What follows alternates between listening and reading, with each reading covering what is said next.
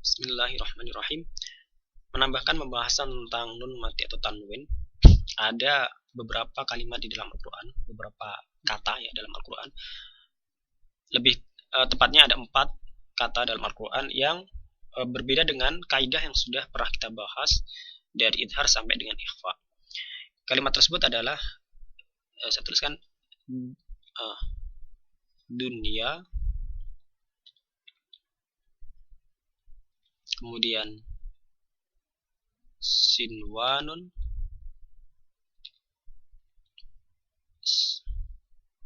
yang ketiga adalah kinwanun,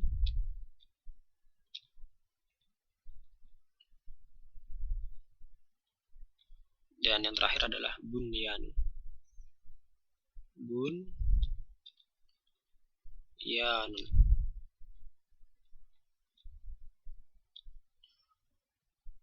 Nah, kalau kita perhatikan di sini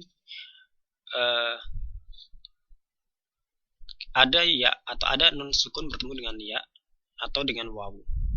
Nah, namun kita membacanya tidak dengan meleburkan nun sukun ke dalam bunyi ya atau ke dalam bunyi wawu, namun sebaliknya kita membaca nun dengan jelas. Nah, ini jelas berbeda dengan kaidah yang seharusnya yang kita ketahui bahwa ketika nun sukun atau tanwin bertemu dengan huruf ya atau wawu, maka harusnya dibaca dengan idgham bi gunnah.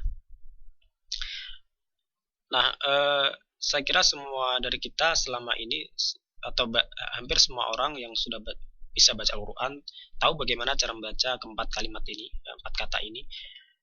Namun justru yang sudah belajar tentang teori tajwid, justru yang akan mungkin muncul pertanyaan, kenapa bisa nun sukun ini tidak atau kalimat ini tidak dibaca semisal duya, tidak mengidghamkan nun sukun ke dalam ya, namun justru membacanya dengan idhar dunya, sinwanun, kinwanun, dan bunyanun.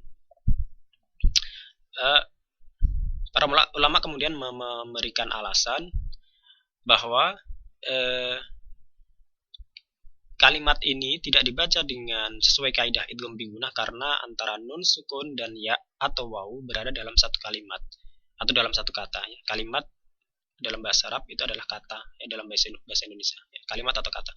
Jadi nun sukun dan ya itu berada dalam kalimat yang sama. Dunia ini satu kalimat, satu kata ya. Sinwanun juga satu kata, begitu juga dengan dua yang berikutnya ini.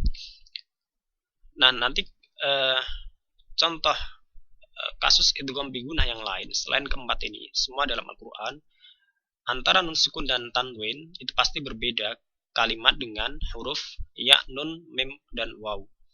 Jadi nun dan tanwin pasti berada di akhir dari suatu kalimat yang pertama, kemudian ya, nun, mim, waw berada di awal ya, sebagai huruf pertama dari kalimat yang kedua, sehingga di sana berlaku idgham bi gunnah. Sementara ini yang keempat ini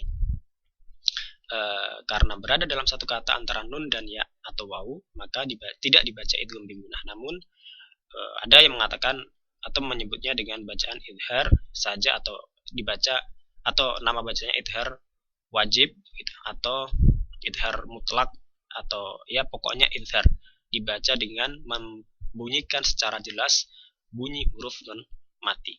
Dunya, sinwanun, kinwanun, dan bunyanun.